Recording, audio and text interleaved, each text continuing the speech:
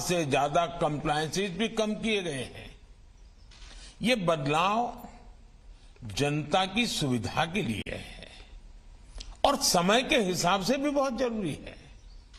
हम जानते हैं कि गुलामी के समय के कई पुराने कानून अब भी राज्यों में भी चल रहे हैं।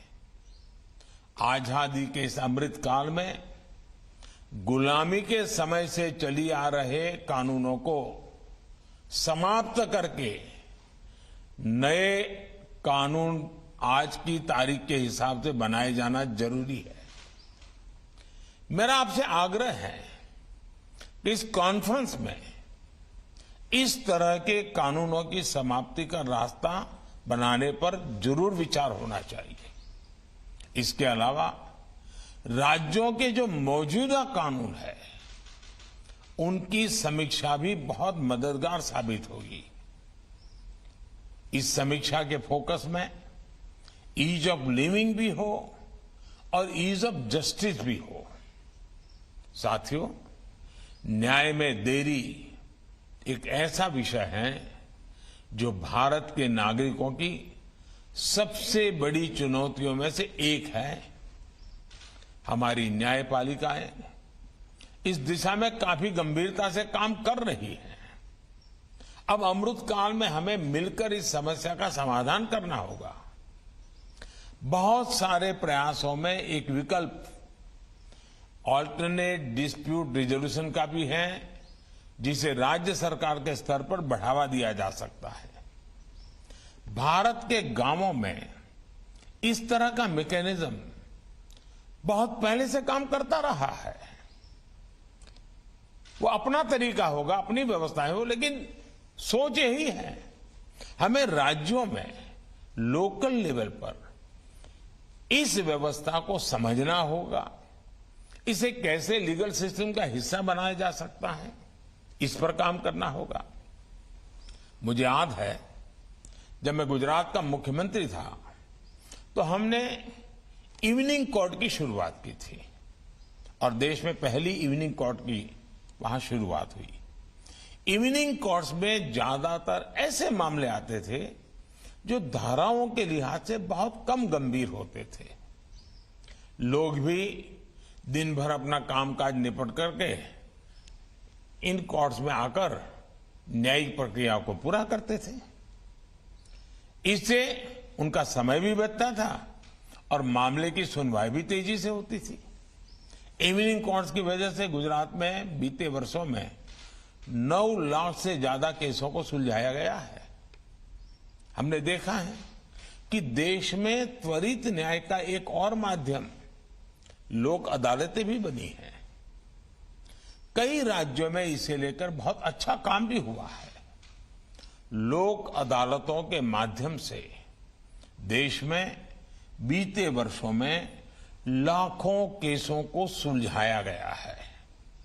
इनसे अदालतों का बोझ भी बहुत कम हुआ है और खास तौर पर गांव में रहने वाले लोगों को, गरीबों को न्याय मिलना भी बहुत आसान हुआ है।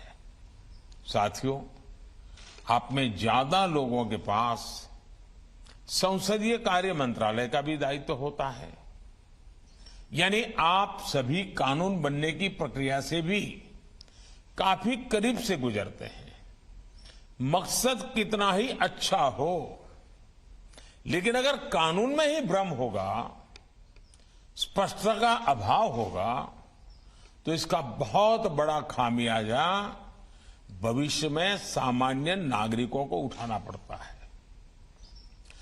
कानून की क्लिष्टता, उसकी भाषा ऐसी होती है और उसकी वजह से, कॉम्प्लेक्सिटी की वजह से सामान्य नागरिकों को बहुत सारा धन खर्च करके न्याय प्राप्त करने के लिए इधर उधर दौड़ना पड़ता है। इसलिए कानून जब सामान्य मानव की समझ में आता है, उसका प्रभाव ही कुछ और होता है।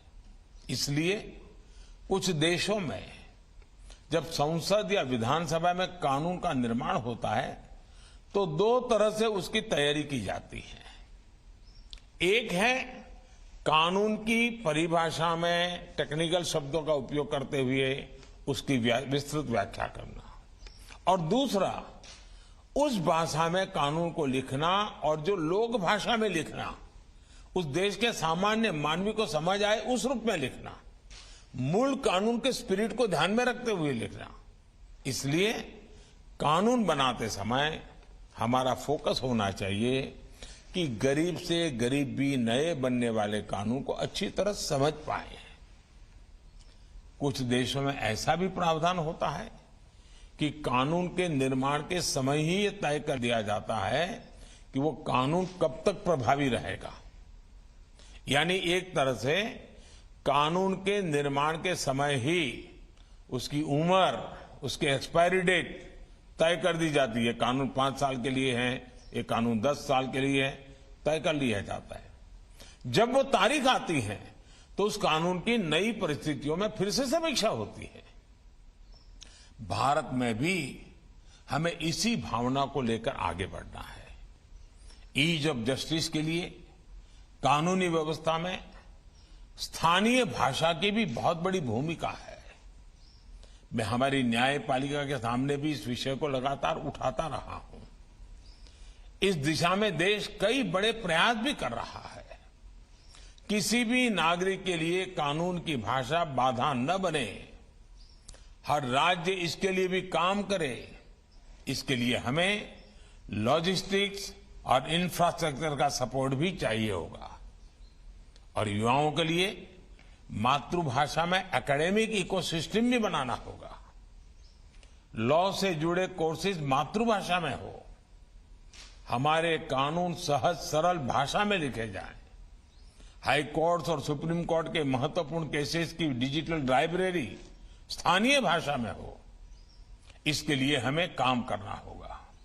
इससे सामान्य मानवी में कानून को लेकर जानकारी भी बढ़ेगी और भारी भरकम कानूनी शब्दों का डर भी कम होगा।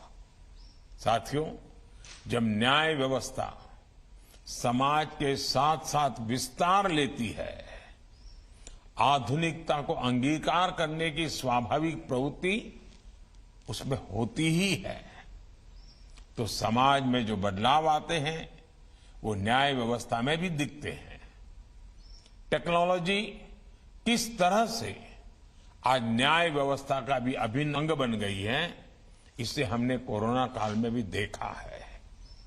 आज देश में ई कोर्ट्स मिशन तेजी से आगे बढ़ रहा है। वर्चुअल हियरिंग और वर्चुअल पेशी जैसी व्यवस्थाएं अब हमारे लीगल सिस्टम का हिस्सा बन रही है। इसके अलावा केस की ई फाइलिंग को भी बढ़ावा दिया जा रहा है। अब देश में 5G के आने से इन व्यवस्थाओं में और भी तेजी आएगी और बहुत बड़े बदलाव इसके कारण अंतर्निहित है, होने ही वाले हैं। इसलिए हर एक राज्य को इसे ध्यान में रखते हुए अपनी व्यवस्थाओं को अपडेट और अपग्रेड करना ही पड़ेगा। हमारी लीगल एजुकेशन को टेक्नोलॉजी के हिसाब से तैयार करना भी हमारी एक महत्वपूर्ण लक्ष्य होना चाहिए। साथियों, समर्थ राष्ट्र और समृद्ध समाज के लिए संवेदनशील न्याय व्यवस्था एक अनिवार्य शर्त होती है। इसलिए मैंने हाई कोर्ट के मुख्य न्यायाधीशों की संयुक्त बैठक में अंडर ट्रायल्स का विषय उठाया था। मेरा आप सबसे आग्रह है कि केसों के स्पीडी ट्रायल के लिए राज्य सरकार द्वारा जो कुछ किया जा सकता है वो जरूर करें। विचाराधीन कैदियों को लेकर भी राज्य सरकारें पूरे मानवीय दृष्टिकोण के साथ काम करें।